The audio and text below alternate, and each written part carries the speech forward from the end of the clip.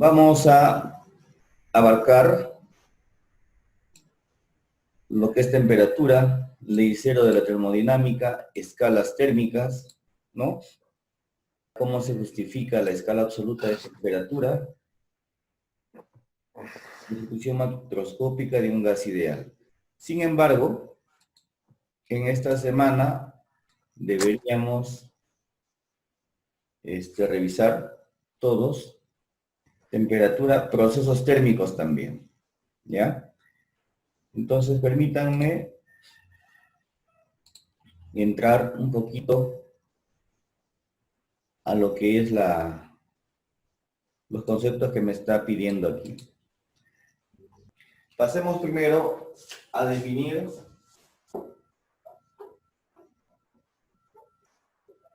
el concepto de la termodinámica como ciencia. Por el tiempo que tenemos asignado, voy a tratar de ser breve, ¿ya?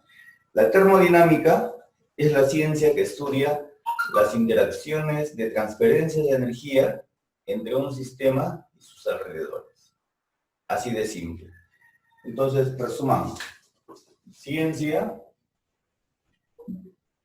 que estudia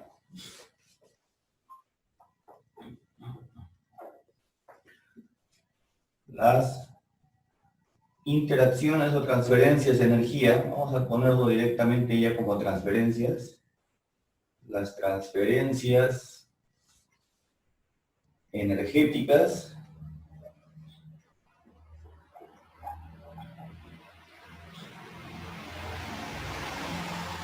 entre un sistema y sus alrededores.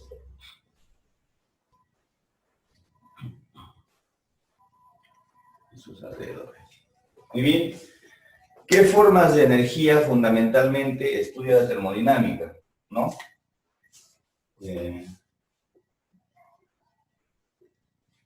Energías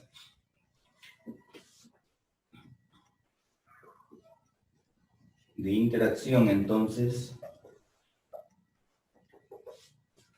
entre lo que es el sistema y sus alrededores.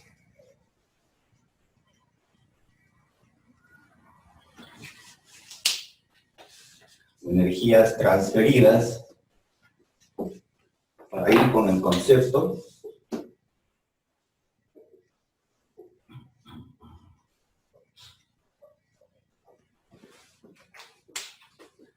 A nivel termodinámico hablamos básicamente de dos, para las ciencias físicas, ¿no? Son el calor y el trabajo. El calor y el trabajo. Básicamente son dos. Entonces, concebimos a algún sistema el cual va a poder estar transfiriendo hacia o desde el sistema de energía, ¿no? Y esto es calor o puede ser trabajo. Trabajo 1 voy a poner acá, o I1, así en general. Eso estudia la termodinámica. Cuando nosotros hablamos de este tipo de situaciones, un sistema viene a ser una serie de posibilidades. Desde un átomo, fíjense ustedes, desde un átomo, ¿no? En transferencias energéticas, ¿no? Yendo a una célula, pasando por incluso dispositivos mecánicos o industriales, como son los motores, las máquinas, cajas transportadoras para ustedes, esa faja podría ser muy bien un sistema, ¿no?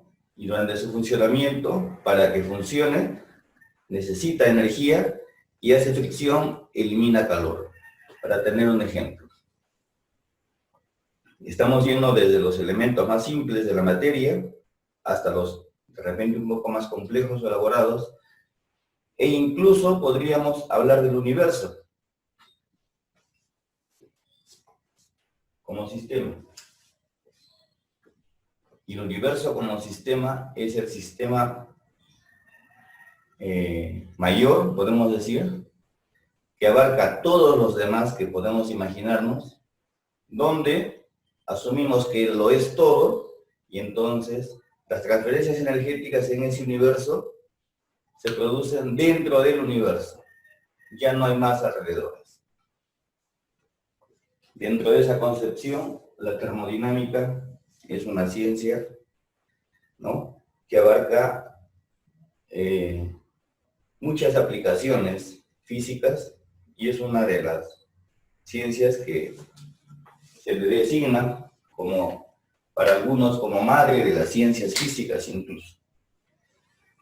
Muy bien. Hasta allí las cosas están claras, espero que sí.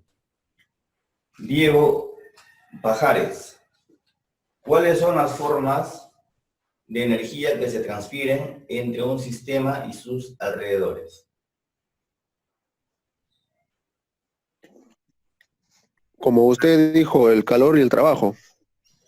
Muy bien, Diego, muchas gracias. Calor y trabajo. Por ahora, vamos a dejarlo allí para no profundizar mucho y entremos a lo que es transferencia de calor. Que esto me va a llevar un poco a estudiar las temperaturas. Transferencia de calor. El calor se transfiere, desde, miren, desde un cuerpo o desde una región en general, desde una región a temperatura alta,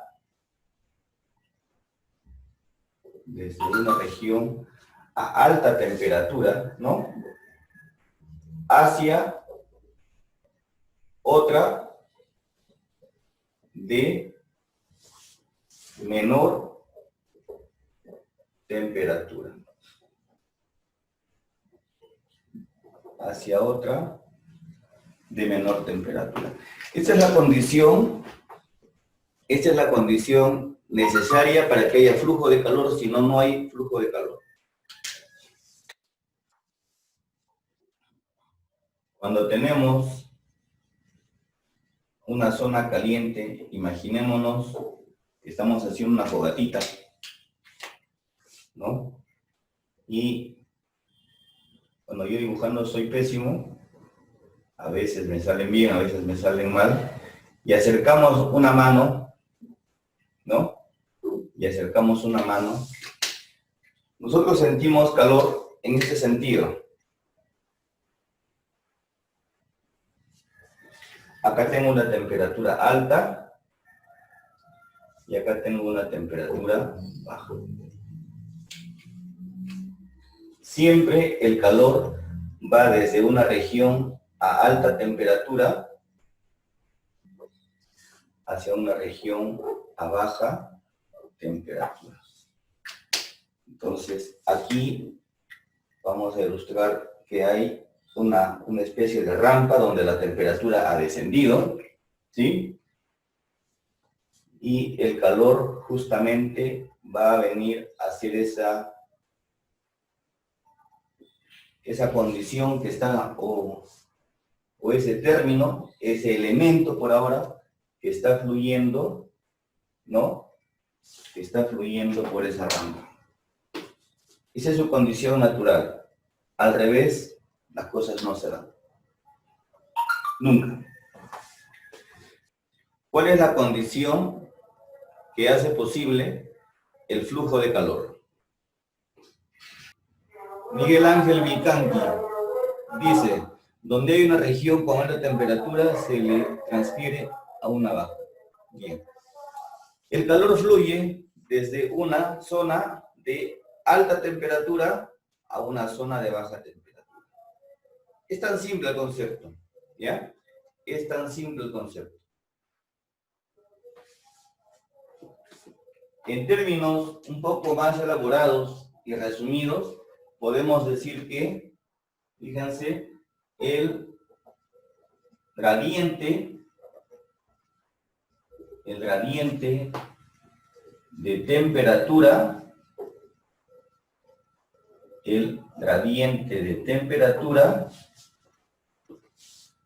hace posible,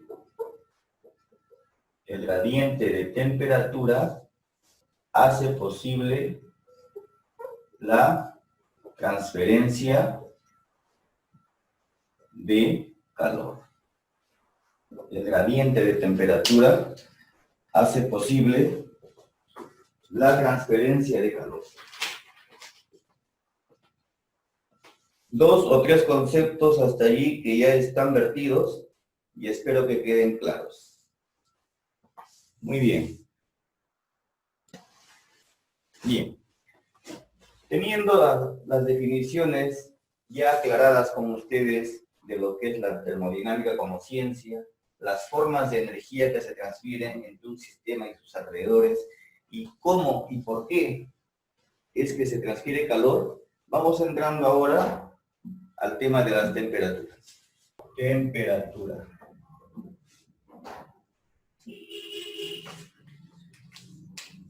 Definir la temperatura es, ha sido, más que nada, una tarea un poco difícil, ¿no?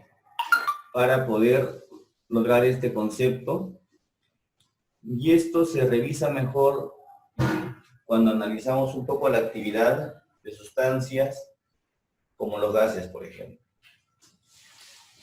Cuando nosotros tenemos un recipiente gaseoso, ¿no? A mayor temperatura es porque se vincula a una mayor actividad molecular de la sustancia. Tiende a expandirse, a generar el máximo movimiento, ¿no? Y ejercer una mayor presión. Igualmente, cuando tenemos, por ejemplo, digamos esto que represente a una olla, igual, ¿no? Cuando nosotros le empezamos a elevar su temperatura, en este caso por flujo de calor, la actividad molecular de esta sustancia, que puede ser agua, también va a ir incrementándose. Va incrementándose de manera que logramos ver incluso nosotros algunos movimientos o desplazamientos físicos, que es cuando está entrando al proceso de ebullición. Entonces, ya por allí he filtrado un poquito lo que es el concepto de temperatura. Vamos a ponerlo así. Propiedad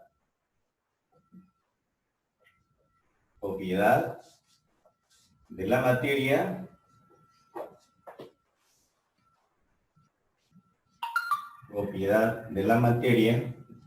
que mide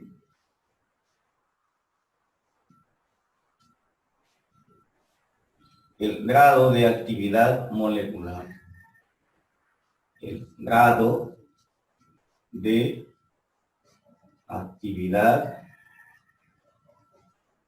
molecular.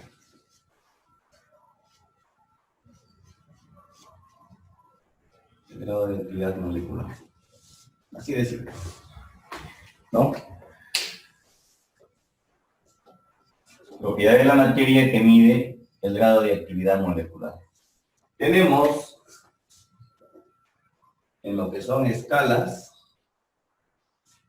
tenemos escalas relativas y tenemos escalas absolutas. En las escalas relativas son bastante comunes la escala Celsius y la escala Fahrenheit. y en las escalas absolutas, por una condición de normalización, vamos a hablar únicamente de los grados Kelvin. Aunque también, ¿no? Hablamos para el sistema inglés de los grados Rankine, ¿no? Relaciones entre esas escalas. Grados Fahrenheit sobre 9 y acá el 5. ¿Verdad? Estas dos relaciones, por favor, para cuando toquemos los problemitas de equivalencias entre escalas térmicas. ¿Ya? El tema 273.15 lo vamos a usar así y aparece con esta extensión decimal. Antes lo trabajamos como 273. ¿Cómo se definen estas escalas? Se definen en atención a ciertas sustancias patrón cuyo grado de actividad molecular ha sido medida. Normalmente se toma por el agua, para las escalas relativas se ha tomado muy en cuenta el agua, que es la sustancia que tenemos en mayor abundancia y de la cual podemos ver su actividad molecular en estado sólido, en estado líquido o en estado de vapor.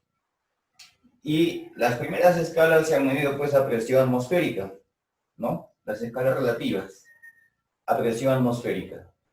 Entonces, a presión atmosférica, el agua en estado sólido me define un punto, 0 grados centígrados, ¿no? El cambio de líquido a vapor a 100 grados centígrados y luego en el rango de esa escala ya se han hecho las subdivisiones para tener la variación de cada grado centígrado. ¿Qué me falta? Ahora me falta hablar de la famosa ley cero de la termodinámica. Ya tenemos el concepto de temperatura y ya tenemos las relaciones entre escalas, ¿no? Las más comunes. ¿A qué se refiere la ley cero de la temperatura? Es un término realmente que pareciera que dice una ley nula, ¿no? Vamos a ver, la ley que da inicio, es la ley que da inicio, ¿no? A las demás leyes termodinámicas.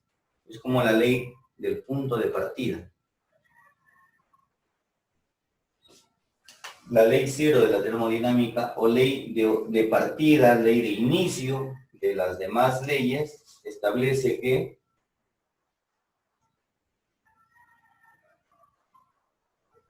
dos cuerpos en equilibrio térmico,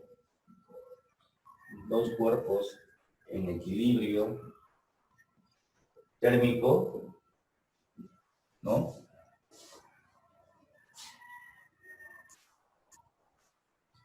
No presentan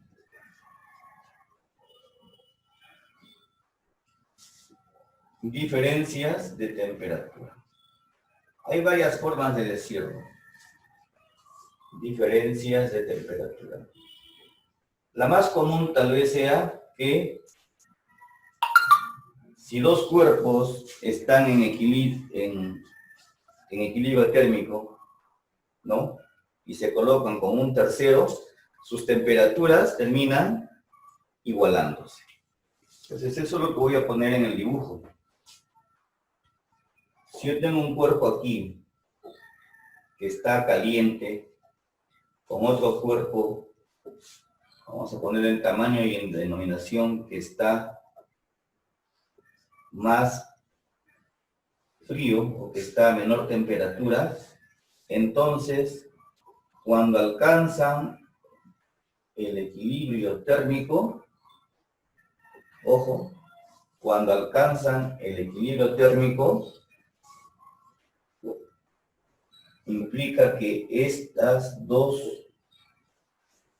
temperaturas se igualan,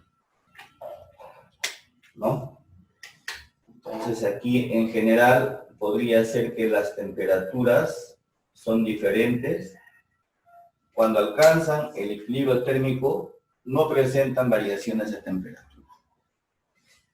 Y también nos decían, y si se coloca como un tercer cuerpo que está, ¿no?, en equilibrio,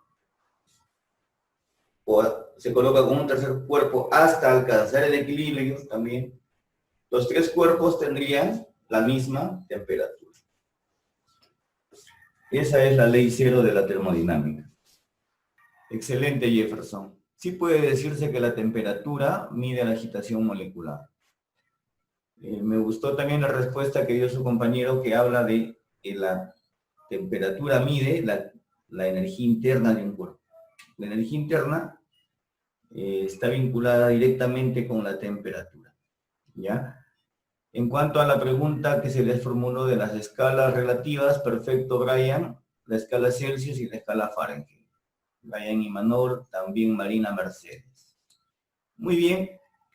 Y lo último que hemos dicho, ¿a qué se refiere la ley cero de la termodinámica? Se refiere a cuando se encuentra en equilibrio. Se refiere a la condición de equilibrio térmico. Muy bien.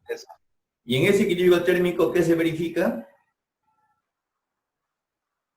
Que los cuerpos están Un equilibrio térmico.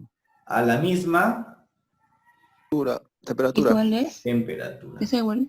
Ah, ya. Claro, que sus temperaturas son iguales. Está fácil, ¿no? Está ahí, este tema está fácil. Y para ganar tiempo también, vamos a tomarlo como ley de gases ideales. Los gases ideales, o los gases como una sustancia, ha sido de gran ayuda para poder definir las escalas absolutas de temperatura y de presión incluso, ¿no? Y las escalas absolutas de presión. Entonces, vamos a poner esto. Los gases han contribuido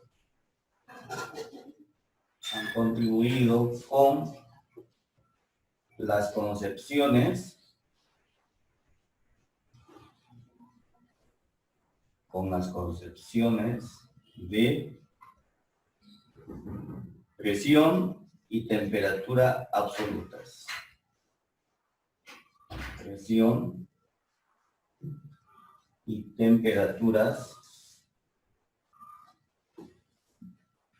absolutas.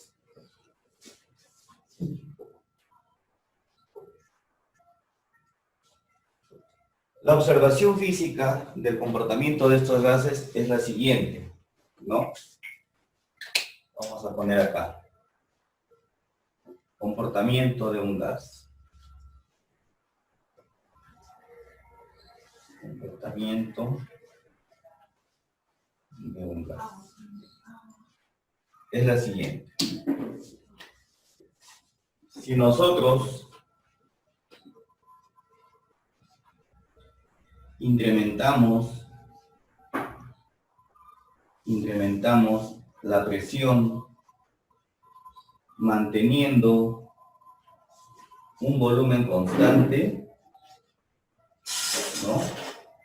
Si nosotros incrementamos la presión manteniendo un volumen constante, la temperatura se eleva. Si nosotros mantenemos una presión constante, ¿no? Entonces, si mantenemos una presión constante, el incremento de temperatura,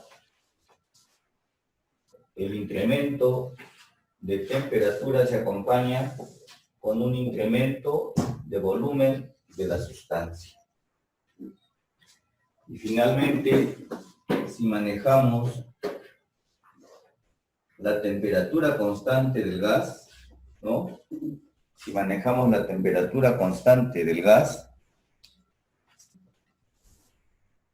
un incremento de presión se va a reflejar más bien como una disminución de su temperatura. Cada uno de estos fenómenos, ¿no?, está vinculado a ciertos procesos que vamos a ponerlos aquí.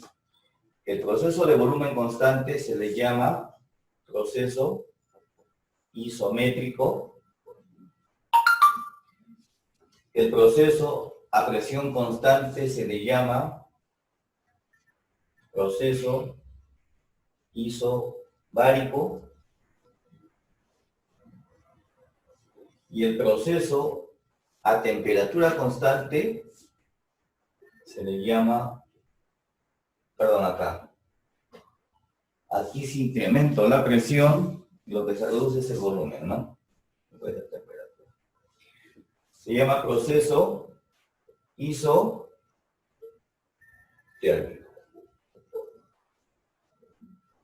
Y ha sido estudiado pues por Charles, Gay-Lussac, Boyle-Mariotte, en fin, que eso es parte de la historia del estudio de los gases ideales. Todos estos procesos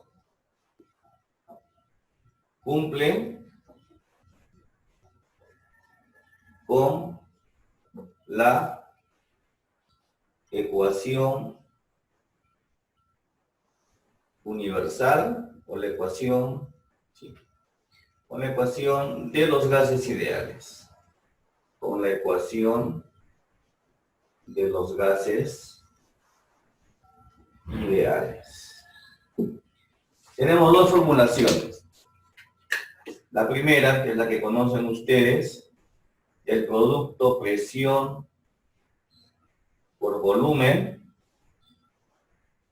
es igual, ¿no?, multiplicada por el número de moles, ¿no? Por los moles de gas. Por el número de moles. Presión por volumen, número de moles, por la constante universal de los gases y por la temperatura.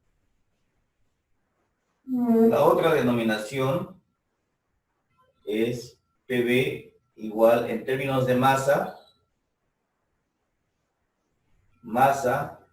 por R y por T. Donde P es presión, V es volumen de temperatura, RU la constante universal, R la constante específica por unidad de masa para este gas. Esta ya no es universal, va a depender de del gas, ¿no? Entonces, esto es universal. Y esta ecuación es, vamos a decir, específica para, fundamentalmente, por el R. Fundamentalmente por el R. Sobre esto ya podríamos dejar la siguiente semana algunos problemas o resolverlos. ¿Qué tiene que ver esto con la escala absoluta de gases y todo lo demás? En términos absolutos, decimos que un gas, fíjense aquí a la definición, un gas es la sustancia que tiende a ocupar el mayor volumen posible del espacio o del recipiente que lo contiene. Esa es la definición más sencilla de un gas ideal, ¿no? Entonces, un gas ideal tiende a ocupar el mayor volumen, pero cuando yo voy a estos comportamientos, ¿no? Cuando yo voy a estos comportamientos, logramos llegar a la siguiente definición, sobre todo ya en la formulación de la sustancia. Cuando el volumen de esta sustancia tiende a ser cero, o sea, cuando el recipiente llega a disminuir su volumen hasta que en el límite pueda ser un volumen nulo, el gas por ser una sustancia, tendería a ocupar ese volumen, por muy mínimo que sea. Y eso vincula a una temperatura nula, una temperatura cero. Entonces, cuando con las escalas relativas que teníamos antes, se quería hacer esas experimentaciones de llevar al gas a un volumen límite o mínimo cerca de cero, las temperaturas se empezaron a notar que eran mucho más bajas. Menos 200, menos 250, menos 260, ya casi cerca, pero no era el valor exacto, ¿no? Entonces, por un trabajo analítico, se ha logrado determinar que esa condición mínima incluso no llega a ser cierta, es decir, el volumen no puede reducirse a cero. Algo de volumen ocupará. Pero, llegando al límite, y al enfriamiento mínimo, nace pues la escala Kelvin, y por eso se llaman los termómetros de gas, ¿no? Los termómetros de gas, donde la temperatura o los 0 grados Kelvin, acá, el 0 grado Kelvin se define como menos 273,15 grados centígrados. Ojo. Y acá le voy a poner así, condición límite